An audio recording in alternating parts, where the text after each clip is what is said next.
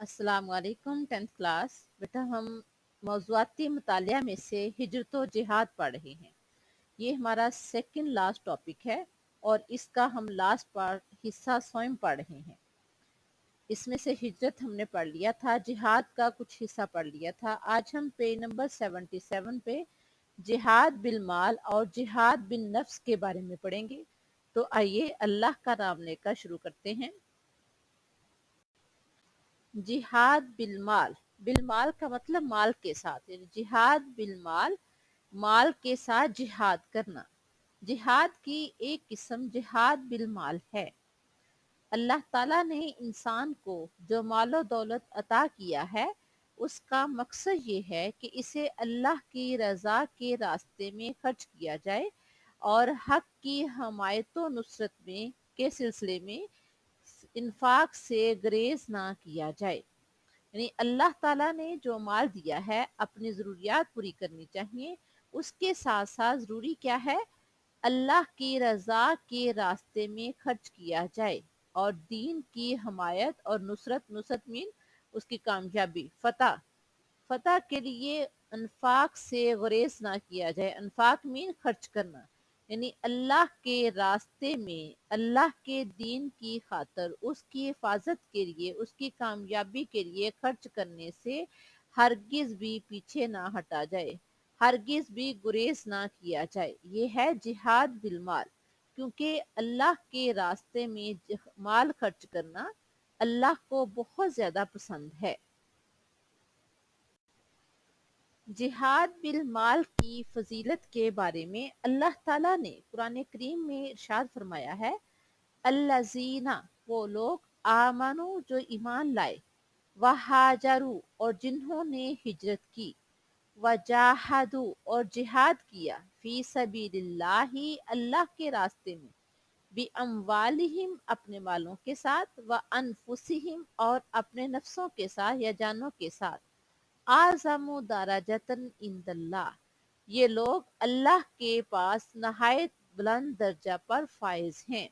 फिर देखें, अल्लज़ीना आमनु, जो लोग ईमान लाए, वहाजरू, और जिन्होंने हिजरत की, वजाहदू फी सबीलिल्लाहि बि अमवालिहिम व अनफुसिहिम, और अल्लाह के रास्ते में अपने मालों और जानों से जिहाद किया, आज़मु दराजतन इंदल्लाह, ये लोग अल्लाह के पास नहायत बुलंद दर्जा पर फाइज हैं। यानी जो लोग अल्लाह पर ईमान ले आए, अल्लाह पर ईमान लाकर अल्लाह के दीन की खातिर हिजरत की और जब ज़रूरत पड़ी तो अल्लाह के रास्ते में अपने माल से और अपनी जान से जिहाद किया, ना माल कुर्बान करने से दरेक किया और ना ही जान कुर्बान करने से पीछे हटे, ऐसे लोगों के बारे में अल्लाह ताला फरमा रहे हैं, आज़म दराजतन, उनके बुलंद मुकाम है, कहाँ, इंदल्लाही, अल्लाह के पास। और जिसका अल्लाह के पास बुलंद मुकाम हो तो उसकी दुनिया भी कामयाब है और वो आखिरत में भी कामयाब होगा। जो लोग माल को अल्लाह की राह में खर्च करने की बजाय उसकी ज़ख़ीरा अंदोज़ी करते हैं, उन्हें अज़ाब अलीम की खुशखबरी सुना दी गई है। अज़ाब अलीम, अलीमी दर्दनाक, यानी अल्लाह का दिया हुआ माल अल्लाह के रास्ते में खर्च नहीं करते, बल्कि उसने उन्हें अपने पास खजाना करके जमा करके सीन सीन कर रखते हैं। तो ऐसे लोगों को अल्लाह ताला ने अज़ाब अलीम की खुशखबरी सुना दी है। इसके बारे में अल्लाह ताला ने कुरान करीम में इरशाद फरमाया है, वल्लज़ीना यकनिज़ून ज़हबा, और वो लोग, यकनिज़ूना, जो खजाना बनाकर रखते हैं, जखीरा अंदोजी करते हैं, किस चीज की, अज़हबा, सोने की, वलफिज़्ज़ता, और चांदी की, वला युनफिकूनहा, और उसे खर्च नहीं करते, फी सबीलिल्लाही, अल्लाह के रास्ते में, फबश्शिरहुम, तो उन्हें खुशखबरी दे दो या उन्हें बशारत दे दो, बी अजाबिन अलीम, दर्दनाक अजाब की। फिर देखें, वल्लज़ीना यकनिज़ून ज़हबा वलफिज़्ज़ता, और जो लोग सोने और चांदी की ज़ख़ीरा अंदोज़ी करते हैं, वला युनफिकूनहा फी सबीलिल्लाही, और उसे अल्लाह के रास्ते में खर्च नहीं करते, वबश्शिरहुम बी अजाबिन अलीम, तो उन्हें दर्दनाक अजाब की खुशखबरी सुना दो। यानी जो शख्स अल्लाह का दिया हुआ माल اللہ کے راستے میں خرچ نہیں کرتا تو اس کو اللہ تعالیٰ کس چیز کی خوشخبری دے رہے ہیں؟ جہنم کے عذاب کی. اور وہ جہنم کا عذاب جو ہے وہ کس طرح سے ہے؟ اللہ تعالیٰ نے خود ہی فرما دیا ہے کہ جو لوگ سونا چاندی سیند کر خزانہ کر کے رکھتے ہیں اور اسے اللہ کے راستے میں خرچ نہیں کرتے، انہیں دردناک عذاب کی خوشخبری سنا دو. عذاب کیسے ملے گا؟ قیامت کے دن اس سونے اور چاندی کو جہنم کی آگ میں تپایا جائے گا، پھر اس کے ساتھ ان کے چہرے، ان کے پہلو اور ان کی پشتیں داغی جائیں گی اور کہا جائے گا یہ وہی خزانہ ہے جو تم جمع کرتے رہے ہو، اب اس کا مزہ چکھو جو تم جمع کرتے رہے تھے. یہ سورۃ توبہ کی آیت نمبر 34 اور 35 کا ترجمہ ہے. یعنی مال و دولت جمع کرتے رہے تھے، اسی کے ساتھ اللہ تعالیٰ ان لوگوں کو عذاب دے گا، کیونکہ اللہ تعالیٰ نے اپنے پیغمبر صلی اللہ علیہ وسلم کو حکم دیا تھا کہ اے پیغمبر خذ من اموالہم، ان کے مالوں میں سے لیجئے، تو طہرہم و تزکیہم، جس سے ان کو پاک صاف کیجئے. مالوں میں سے لینا کیا ہے؟ اللہ کے دیے ہوئے مال میں سے جتنا جس کا حق ہے، غریبوں کا، یتیموں کا، مسکینوں کا، ایون کہ زکوٰۃ کا حق ادا کرنا، یہ اللہ کے راستے میں خرچ کرنے سے مال پاک صاف ہو جاتا ہے. اور اگر کوئی شخص استطاعت رکھنے کے باوجود بھی اللہ کے راستے میں خرچ نہیں کرتا تو اس کے لیے دردناک عذاب کی خوشخبری سنا دی گئی ہے. نیکسٹ ہے جہاد بن نفس. نفس کہتے ہیں انسانی جان کو. جہاد بن نفس، نفس کے ساتھ جہاد. جہاد کی ایک قسم جہاد بن نفس یعنی اپنے جسم و جان سے جہاد کرنا ہے، حتیٰ کہ اللہ کی راہ میں دین کے دشمنوں سے لڑتے لڑتے اپنی جان تک پیش کر دی جائے. یعنی جہاد بن نفس کیا ہے؟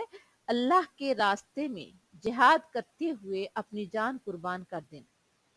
عام طور پر جب لفظ جہاد بولا جاتا ہے تو اس سے یہی مراد لیا جاتا ہے کہ اللہ کے راستے میں جان قربان کر دینا. اور قرآن کریم نے جہاد بن نفس کے لیے قتال کا لفظ استعمال کیا ہے. جہاد کے لیے جنگی قوت کی تیاری کا حکم بھی دیا گیا ہے. جنگی تیاری کر یعنی اللہ تعالیٰ نے مسلمانوں کو کفار کے ساتھ لڑنے کے لیے جان قربان کرنے کا حکم دیا ہے، اور جو اللہ کے راستے میں شہید ہو جائیں انہیں مردہ کہنے سے منع کیا ہے. اللہ تعالیٰ نے سورہ بقرہ کی آیت نمبر 154 میں فرمایا ہے وَلَا تَقُولُوا، اور تم نہ کہو لِمَن يُقْتَلُ فِي سَبِيلِ اللَّهِ، جو اللہ کے راستے میں قتل کر دیے جائیں یا شہید کر دیے جائیں، اموات مردہ، بل احیاء، بلکہ وہ زندہ ہیں، وَلَٰكِن لَا تَشْعُرُونَ، لیکن تمہیں شعور نہیں ہے. پھر دیکھیں، یعنی جو لوگ اللہ کے راستے میں جان قربان کر دیتے ہیں، اللہ کے وہ اتنے مقرب ہوتے ہیں کہ اللہ تعالیٰ پسند ہی نہیں فرماتے کہ ان کو مردہ کہا جائے. وَلَا تَقُولُوا لِمَن يُقْتَلُ فِي سَبِيلِ اللَّهِ أَمْوَاتٌ، جو لوگ اللہ کے راستے میں قتل کر دیے جائیں انہیں مردہ مت کہو، بل احیاء، وہ تو زندہ ہیں، لیکن عام انسان ان کی زندگی کا شعور بھی نہیں رکھ سکتا کہ وہ اللہ کے پاس کیسے رزق دیے جاتے ہیں. جہاد کی ایک قسم یہ بھی ہے کہ ہر نیک کام اور فرض کی ادائیگی میں اپنی جان و مال اور دماغ کی پوری قوت صرف کر دی جائے. یعنی ہم اسلام سے ریلیٹڈ کوئی بھی کام کرنا چاہتے ہیں تو ہمارے لیے فرض کیا ہے کہ ہم اس میں اپنی جان، مال اور دماغ ہر چیز صرف کر دیں. یہ نہیں ہے کہ صرف ایک فرض سمجھ کے اس کو پورا کر دیں. اسلام کی خاطر جو بھی کام کرنا ہے پوری دل لگی سے، پوری جان سے، پورے دماغ کو صرف کرتے ہوئے وہ کام کرنا ہے، تبھی وہ جہاد میں شامل ہوگا. ایک دفعہ عورتوں نے آپ صلی اللہ علیہ وآلہ وسلم سے جہاد کی اجازت چاہی تو پیارے پیغمبر صلی اللہ علیہ وآلہ وسلم نے فرمایا تمہارا جہاد حج مبرور ہے. اسی طرح ایک صحابی آپ صلی اللہ علیہ وسلم کے پاس تشریف لائے اور انہوں نے کہا کہ میں جہاد کرنا چاہتا ہوں. تو پیارے پیغمبر صلی اللہ علیہ وسلم نے فرمایا کیا تمہارے ماں باپ ہیں؟ اس نے عرض کی جی ہاں. فرمایا تم ان کی خدمت کے ذریعے جہاد کرو.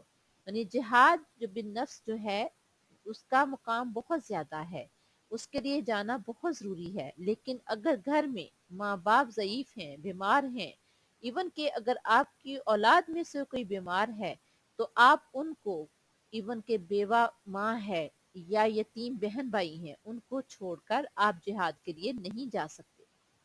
ماں باپ بوڑھے ہیں، ضعیف ہیں، اولاد جوان ہے، ان کی فرض سے ابھی آپ فارغ نہیں ہوئے، بیوہ ماں ہے، بیوہ بہن ہے، یتیم بچے ہیں اور ان کی آپ کفالت کر رہے ہیں، ایسی چند ذمہ داریاں ہیں جو کہ آپ ادا کر رہے ہیں، تو پھر آپ جہاد کے لیے نہیں جا سکتے، کیونکہ ماں باپ کی خدمت کو آپ صلی اللہ علیہ وسلم نے جہاد کا مقام دیا تھا، کیونکہ اگر کوئی شخص ماں باپ کو چھوڑ کر جہاد کے لیے جاتا ہے تو ماں باپ کی کفالت کون کرے گا؟ کوئی اپنی بیوہ ماں کو چھوڑ کر جہاد کے لیے جاتا ہے تو اس کی کفالت کون کرے گا؟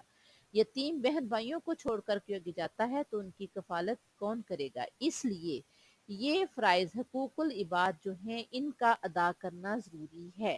اگر آپ حقوق العباد سے فارغ ہیں یا آپ کے پاس ان کے لیے متبادل انتظام ہے تو پھر آپ جہاد کے لیے جا سکتے ہیں۔ اسی طرح کسی ظالم حاکم کے سامنے کلمہ حق و عدل کہنے کو جہاد بلکہ بہت بڑا جہاد قرار دیا ہے، یعنی آپ کو پتا ہے کیا صحیح ہے کیا غلط ہے اور آپ سے گواہی مانگی جا رہی ہے، تو آپ ظالم حاکم کے سامنے اگر سچ بتا دیتے ہیں تو یہ بہت بڑا جہاد ہے، کیونکہ عموماً لوگ ظالم حاکم کے سامنے حق بات کہنے سے گھبرا جاتے ہیں، لیکن آپ اگر صحیح بات کہتے ہیں، حق بات کہتے ہیں، اس میں چاہے آپ کو آپ کی جان کو بھی خطرہ ہو، تو اس کو اللہ تعالیٰ کے پیغمبر صلی اللہ علیہ وسلم نے بہت بڑا جہاد قرار دیا ہے، کیونکہ حق کی آواز آپ نے بلند فرمائی۔ اسی طرح اپنے پیارے پیغمبر صلی اللہ علیہ وسلم کا ایک اور فرمان ہے، آپ صلی اللہ علیہ وسلم نے فرمایا جہاد قیامت تک جاری رہے گا، یعنی جہاد کسی نہ کسی شکل میں، جہاد بالعلم، جہاد بالنفس، جہاد بالمال، ہر طرح سے ہمیشہ کے لیے جاری، ہمیشہ سے جاری و ساری ہے اور قیامت تک جاری و ساری رہے گا۔ بیٹا یہ تھا ہمارا سیکنڈ لاسٹ ٹاپک ہجرت و جہاد، جو ہم نے آج مکمل کر لیا ہے۔ نیکسٹ لیکچر میں ہم انشاءاللہ اس کے کوسچن آنسر کریں گے، شارٹ کوسچن اس میں سے بنا کے ہم وہ کریں گے، آپ نے ان کو ساتھ ساتھ یاد بھی کیے جانا ہے اور نوٹ بھی کیے جانا ہے۔ اللہ حافظ۔